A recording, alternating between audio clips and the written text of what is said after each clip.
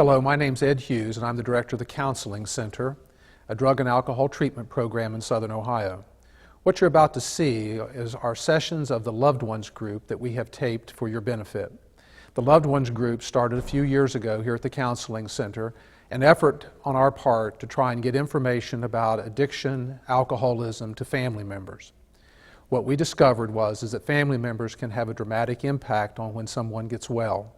If they are armed with the right kind of information, able to share that information in the right way and develop new strategies for being able to deal with the loved one that they're concerned about. In these sessions, you're going to see a discussion about addiction as a disease, how the disease progresses, how someone makes a decision to get better, how the family plays a part in that, and also what early recovery looks like. You're also going to see a discussion with some family members that have graciously agreed to come and share a part of their story. And then finally, you're going to hear a young woman share her story of recovery. Our hope is that you will be able to lay claim to the hope that we believe is available to family members, that they can have a dramatic impact upon their loved one, and to be able to see people that can come in and share in recovery. We believe this to be true for the family members that have come through our Loved Ones group, and we believe that it can happen to you as well. It is really part of our responsibility to be able to share this message of hope with you. And I hope that you enjoy the videos that you're about to see. Thank you.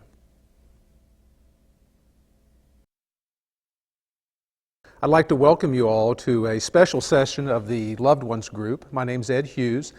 We've been doing the Loved Ones group now for a few years, and what we have learned here in trying to provide information to family members who are concerned about someone's drinking or drug use is that it's not only helpful to the family member, but the ultimate help we're hoping to see happen is to the person who does have an addiction. And what we know is that family members can be the perfect channel of information and change as we try to help people who have drug and alcohol problems. And so as we start to explore family members' roles and how families and friends and co-workers all get kind of entangled in this web of addiction, then what we start to see is that there are certain things that we can do from an education standpoint, and then also in terms of developing some strategies in terms of how we might be able to more effectively deal with someone who has a drug or alcohol problem that again will ultimately be helpful to that person in terms of being able to get the help that they need in terms of treatment or some type of recovery service. So that is kind of the ultimate goal of the Loved Ones group, is to be able to be helpful to somebody who has an addiction. But in order to do that, many times families have to make some pretty significant changes in terms of how they are currently dealing with the problem of addiction. And that becomes a struggle for the family, because not only does addiction take hostage of the person who is using drugs or alcohol, but it also takes a hostage of the family. And again, it could be friends and co-workers as well in terms of the dramatic impact that it has. The way that we're going to do this is we're going to do this with several sessions, and what we're going to talk about first is the disease of addiction. And I'll keep using that word disease in order to try and also bring about a change in how we perceive alcoholism and other drug addictions, and being able to look at this as a disease. And we'll talk about how this disease progresses, how it affects the person with the disease, and how it also affects the family members and friends that are kind of being drug along or as sometimes said, on the roller coaster ride with that person.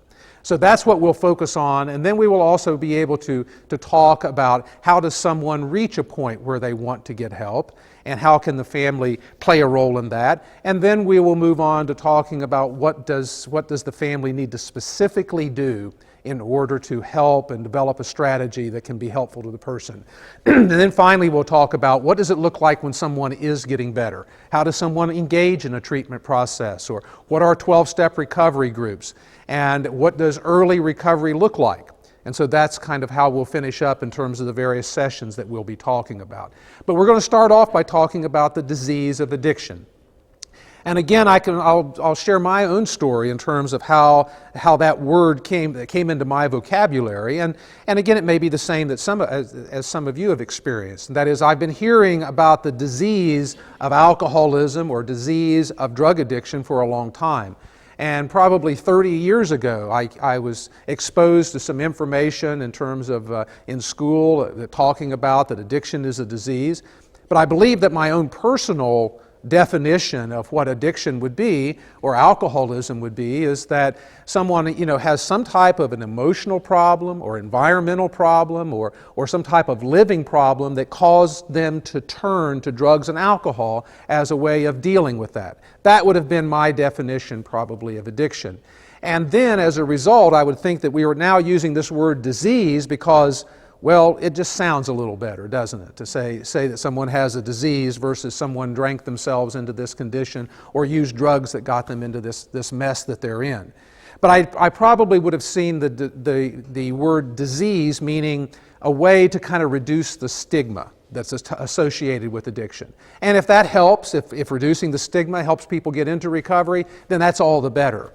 But I didn't understand the word disease as it related to alcoholism and drug addiction.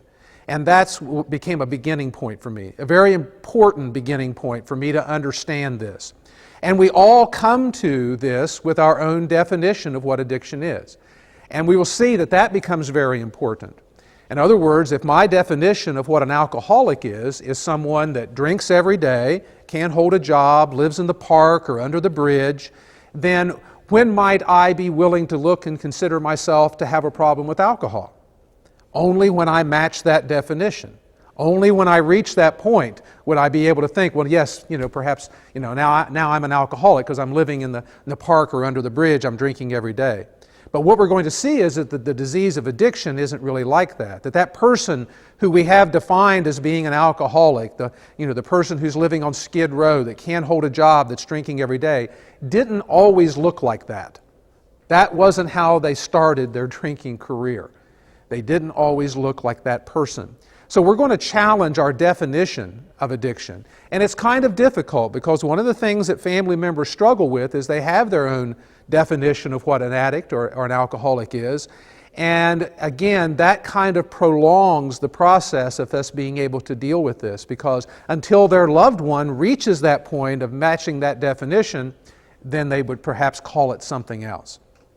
But if we're going to say this thing's a disease, then we need to know what it's about. What kind of a disease is it? Because a disease has something to do with the body, and that's where we want to start with this. Addiction is a chronic, progressive, physiological condition. It is a physiological disease, and it has some very profound emotional, psychological, social, family consequences. In fact, what we will see is that addiction affects everyone, not just the person that has the disease, but the co-workers and the friends and the family members and society in general become affected by this disease. But again, it starts off by we want to look at it in terms of disease and start to understand that this is a disease of the body, not psychology, not environment. And as we start to talk about this, I really welcome you to ask questions because this is kind of a new idea. It was a new idea for me. Again, the word disease might be comfortable, but what does that really mean? There are various pathways to addiction. I'm going to talk about 2 or 3 of them as we move through this information here in this first session. And in other words, not everyone finds their way into addiction the same way. And we know that there are different drugs, and we're going to talk about some of the differences in those drugs in a general way. But I'm going to start off talking about alcohol, and then we'll kind of move over into discussion of some other drugs as well. And again, in order to understand alcoholism and understand the drug alcohol, first of all, we're talking about ethanol. Ethanol is the chemical that makes up whatever alcoholic drink a person is drinking. You ever heard anybody say, well, I couldn't be an alcoholic, I just drink beer? Yeah, that's very, very common. I just drink beer. I couldn't be an alcoholic. I just drink beer. Well, that's the same as saying I couldn't be an alcoholic, I just drink ethanol. Because ethanol is the same if it's beer, if it's wine, whiskey, gin, vodka, whatever it may be, it's all ethanol. And what we're going to look at first here is how ethanol is metabolized by the body, what happens when someone drinks. And I put 3 things up here on the board, and these notes up here on the board are mainly for me, so I can kind of keep track of where I'm going.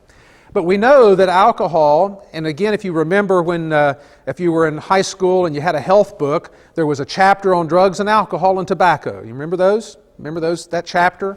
And in that chapter on drugs, alcohol, and tobacco, there was always this one big page. It was usually 2 pages in the book. And on this side, it had all the different drugs listed, and then it had different characteristics of those drugs and the type of drug that they were.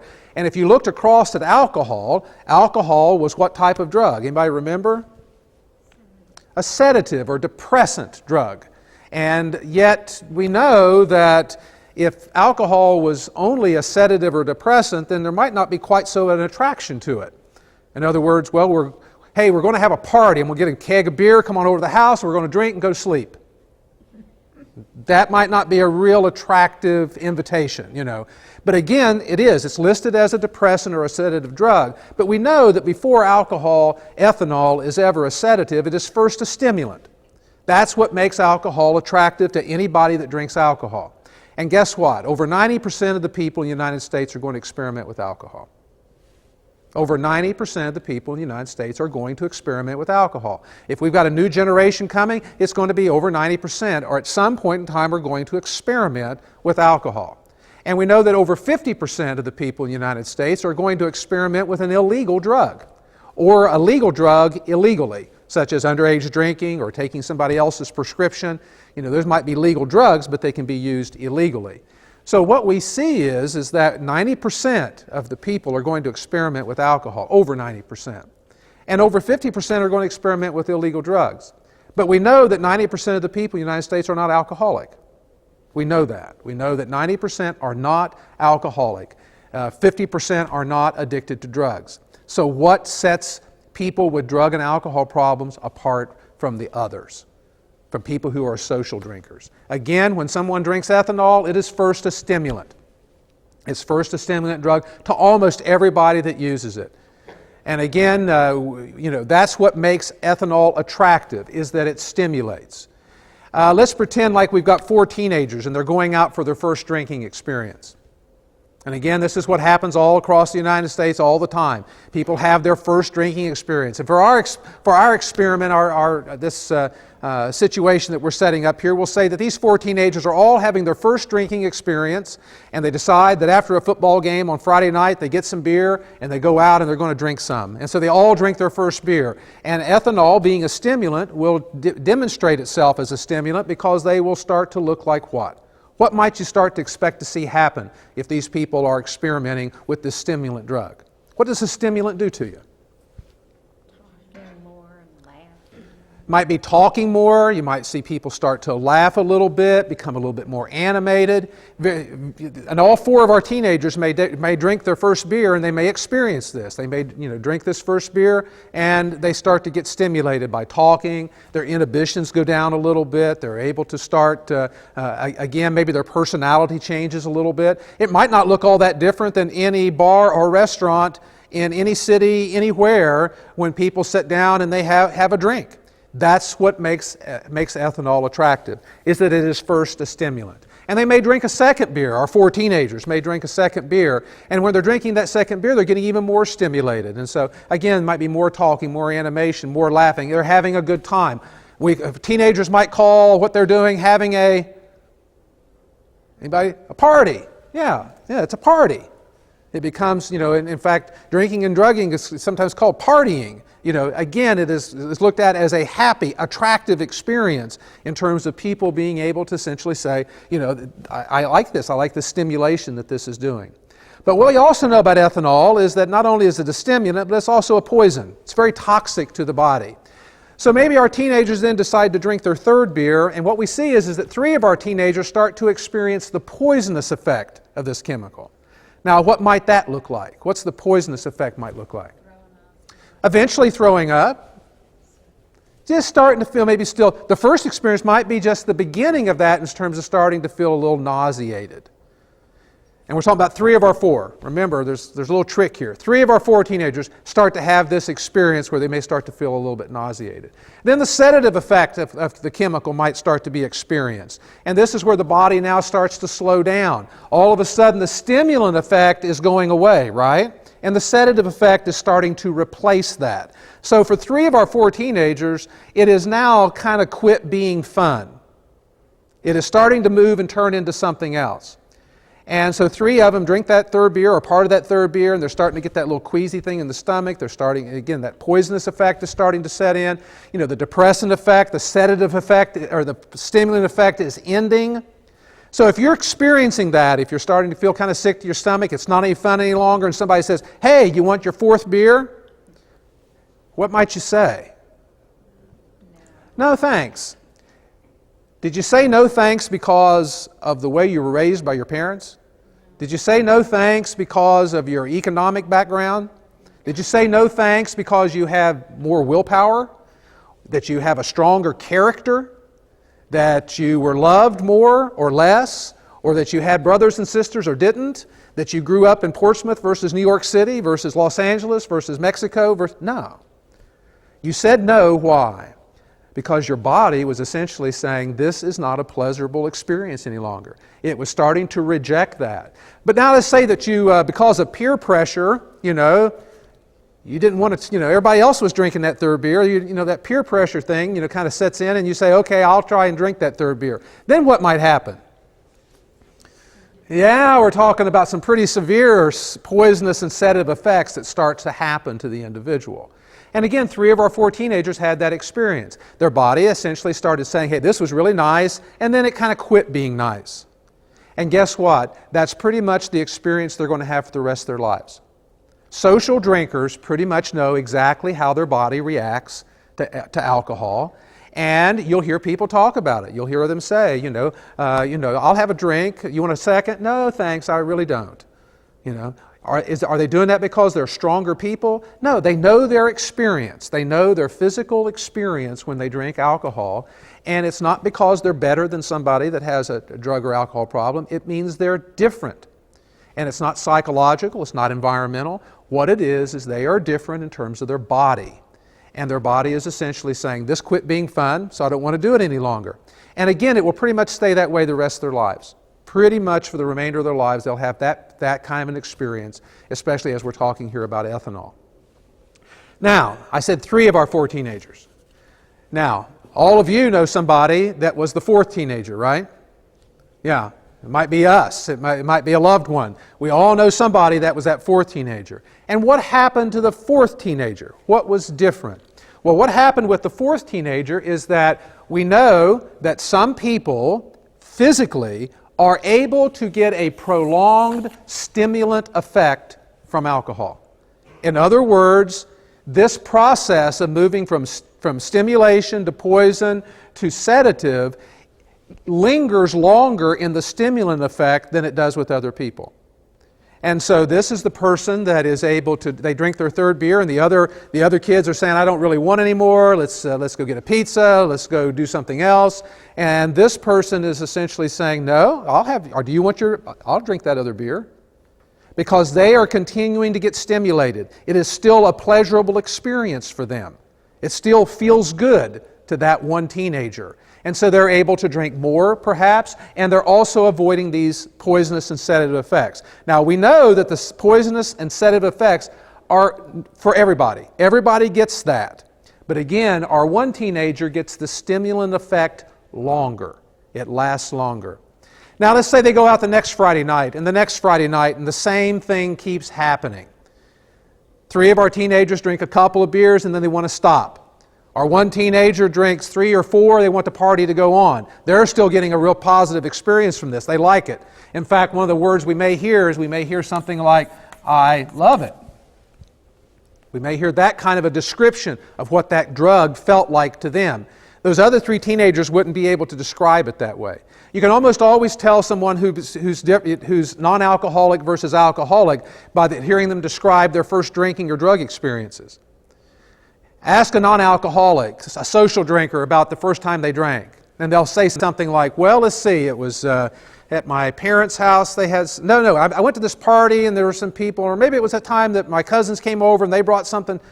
That's the kind of answer you'll get. Ask an alcoholic their first drinking experience, and they'll say, well, it was September the 14th at 3:30 in the afternoon. I was with this person. I was wearing this. They know everything about that experience. They will remember that. Why? Because it was powerful. It was a powerfully different experience for that person versus the person that got a little bit of stimulation, kind of felt good, it was nice, I might do that again, but you got to be careful because if you drink a little bit too much, here's what happens. You get this other stuff that happens and it's not pleasant.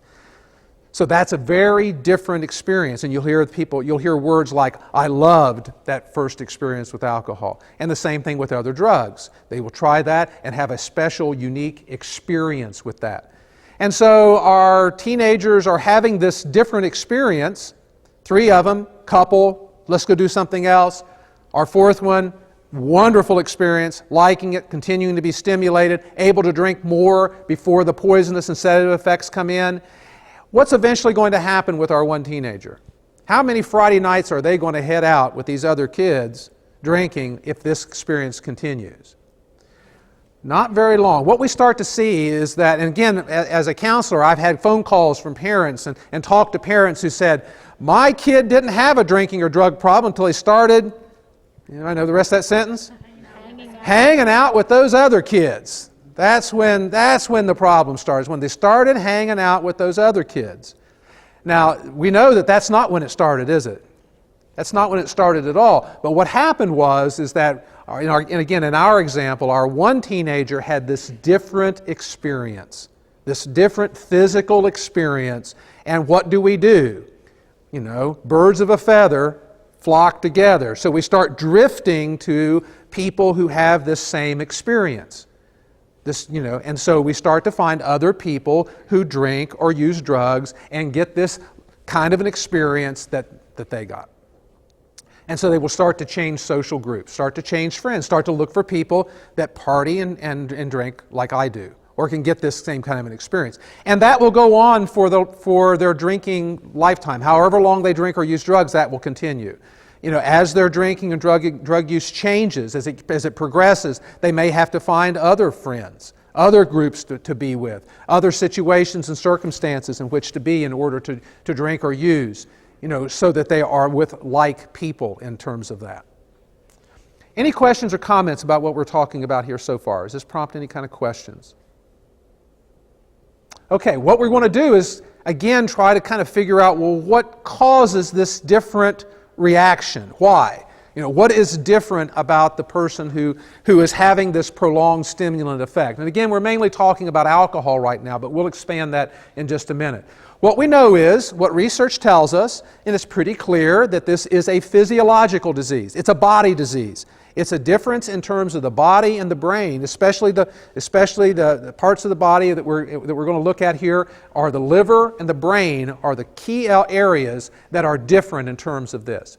And again, in talking about the liver functioning, what we know is that when someone consumes ethanol, alcohol, everyone goes through a certain process with that. It is broken down by all human beings pretty much the same way. First, it's broken down into acetaldehyde, and then to acetate, and then it's out of the body. It's actually more complicated than that, but that's what we'll focus on.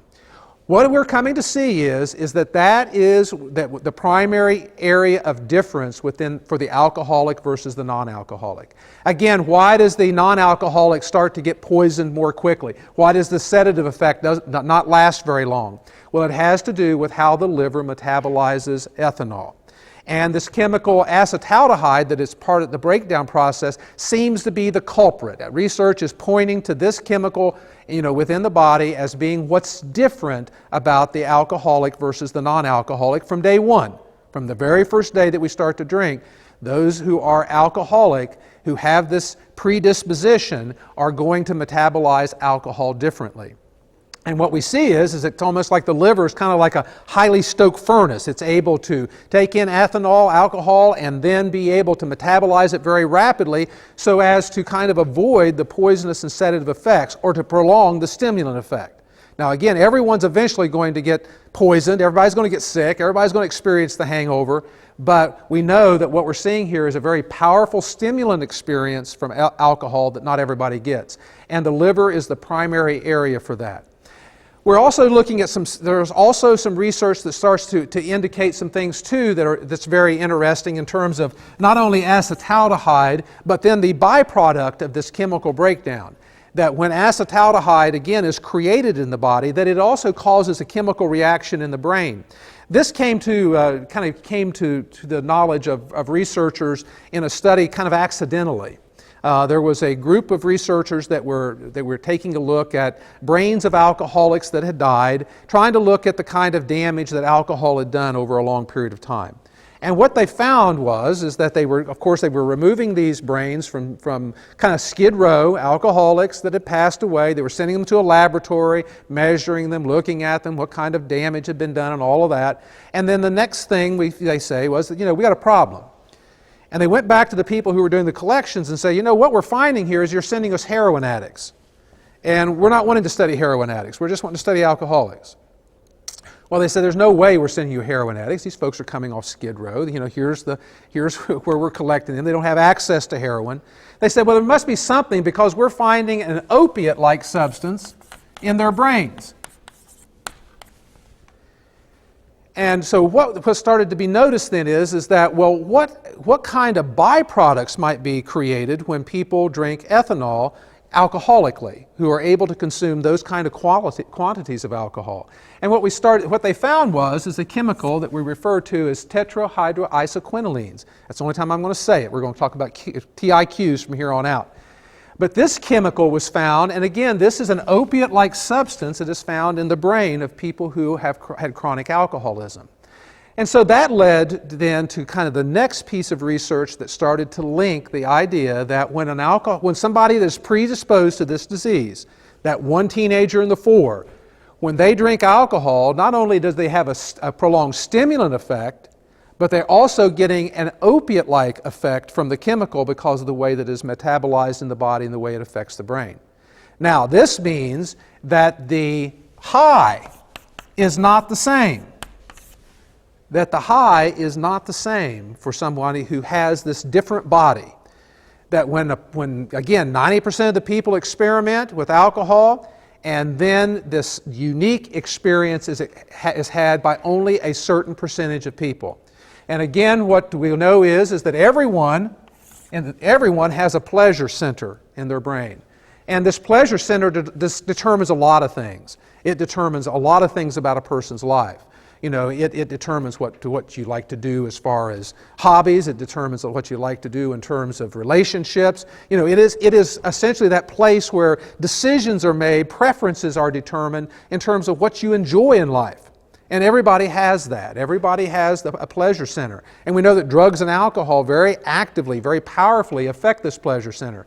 But what we see is that for those who have this predisposition to alcoholism, that this chemical reaction makes a very powerful experience within the pleasure center. And that anytime anybody experiences something that very powerful, what we see is that there's going to be an attraction to that. Again, a very powerful attraction to that. Anybody ever watch the morning TV shows when they talk about like the Today Show and Good Morning America and all of that? Very popular shows. I see them about every day. And one of the things I notice on those shows almost every time is that they have commercials for drugs. And they'll say, do you have these symptoms? And usually when they get down about the third or fourth symptom, I'm pretty certain I've got this disease that they're advertising here on television. And I say, oh yeah, my nose runs when I go outside, and this happens, and that happens. And then they're going to give you the drug, and here's how this drug works. It's going to take away these terrible symptoms that you have. But what happens at the very end of the commercial? Nasty side effects. Yeah, there's something called side effects to the chemical. In other words, if you take this drug, it's going to clear up your nose. You also, your eyes might fall out, or, that you can't, you're not going to be able to sleep. There's all kinds of other side effects that happen. But they don't happen to everybody, do they? Those side effects don't happen to everybody. They happen to some people. And that's what they'll say, is that, the majority of people who take this drug, here's what it does for them. It clears up their sinuses, or it helps them do this, or it takes away these symptoms, these bad physical symptoms. But for some people, they will also have these bad side effects, and so you've got to be watching for that.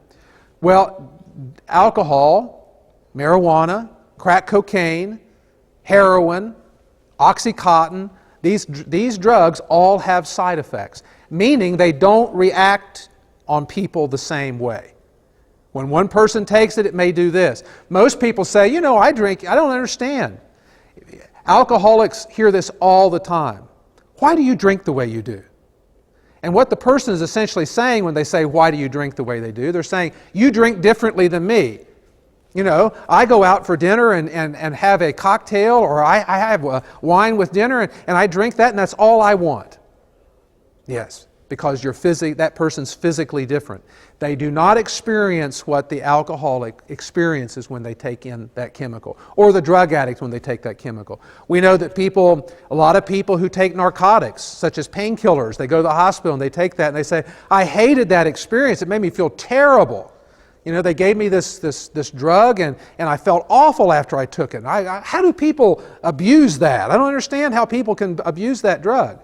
Well, because they don't have the same physical reaction to it that you did. That's the answer to that question. It's not that you've got a stronger character or you're better put together psychologically or emotionally. It's none of those things at all. What is different is that your body reacted different to that. And again, this experience of this different high, acetaldehyde, TIQs, hitting the pleasure center, opiate-like experience, what that does, what that produces is now here's a technical word I'm going to use that we're going to use kind of over and over through the loved one sessions to be able to kind of understand what that really is about. And here's the technical word for this.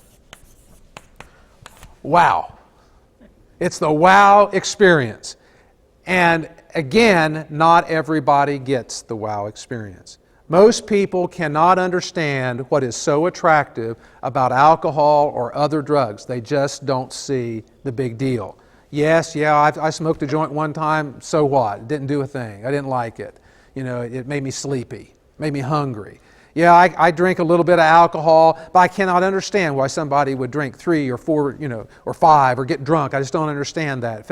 If I drink more than a couple, I get sick. It feels lousy. People talk about narcotics and say, I had to take that painkiller and my gosh, made me sick to my stomach or gave me a headache. I don't get it. I don't understand why people do that. And loved ones are always asking that question. Why? Why in the world does the person I care so much about, why are they so attracted to drugs and alcohol? Why are they so attracted to getting drunk and getting high? They can't understand it primarily because they can't understand this different physical reaction that the person with addiction has that they don't. They don't. Why do you drink the way you do? The alcoholic doesn't have an answer to that either. The alcoholic or the addict doesn't know why either. Most alcoholics and addicts don't get this information, before they start drinking or using. And so when that question gets asked, we kind of answer it the same way. We must just be weak.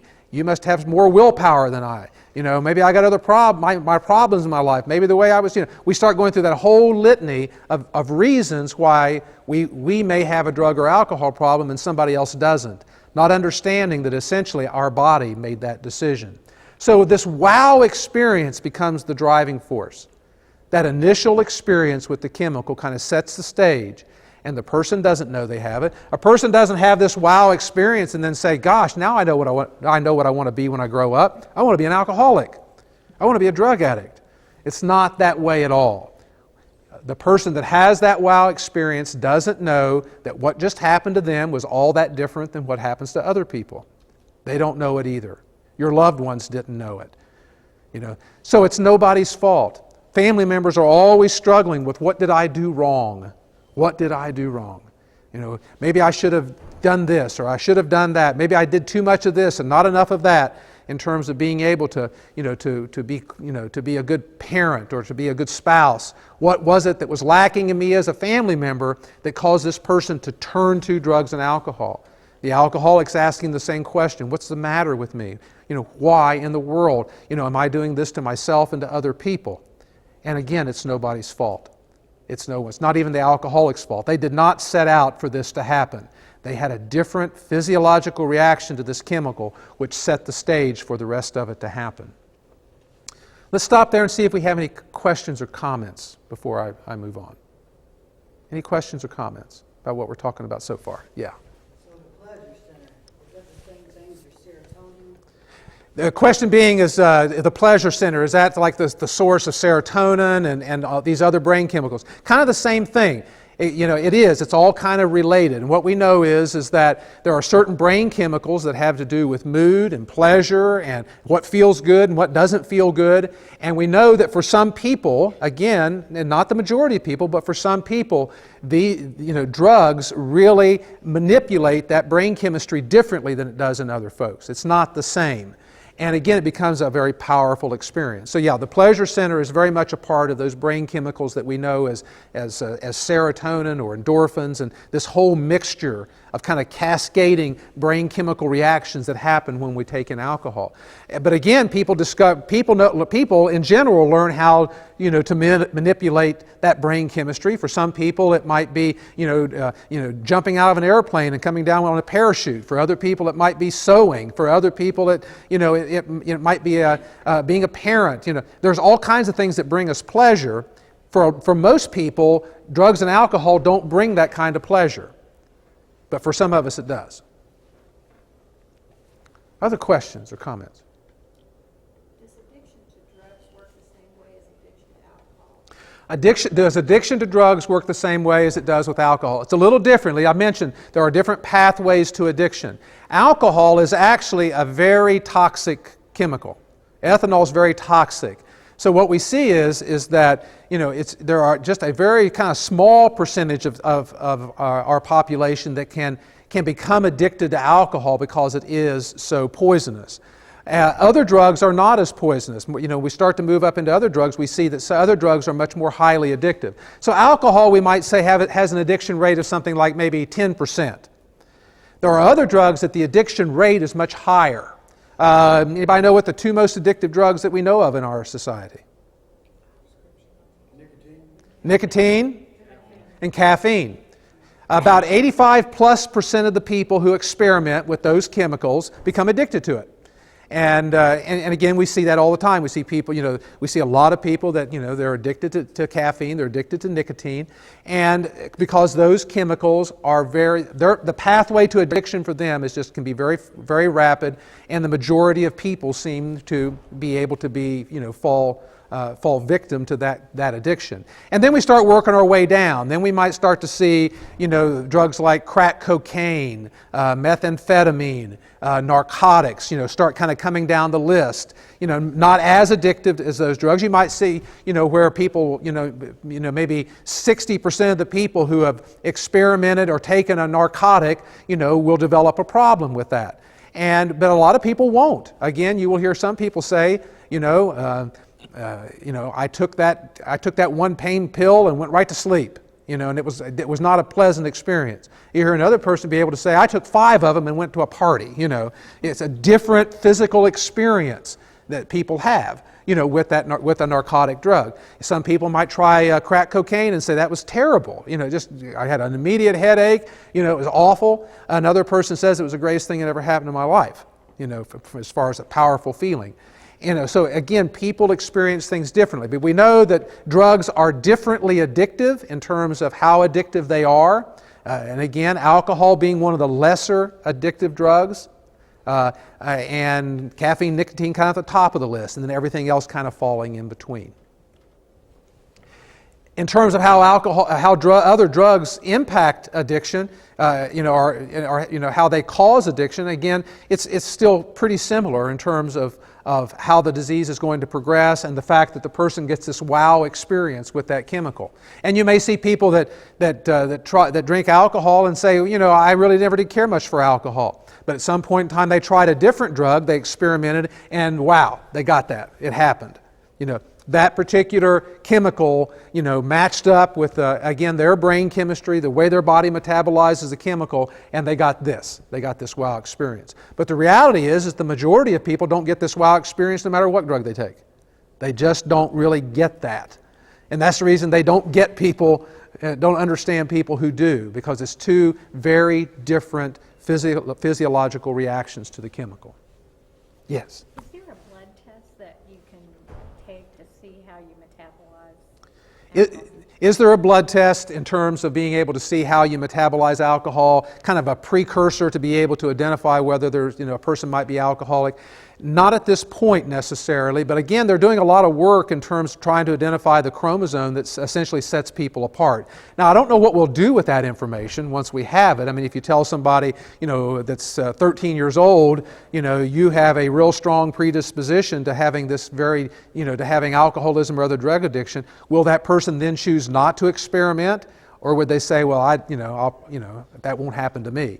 So we don't really know what benefit we'll have if we are able to somehow predict who is or who isn't, predisposed to addiction beforehand. Other questions or comments about what we're talking about so far? Okay, you've probably heard it said that addiction is hereditary.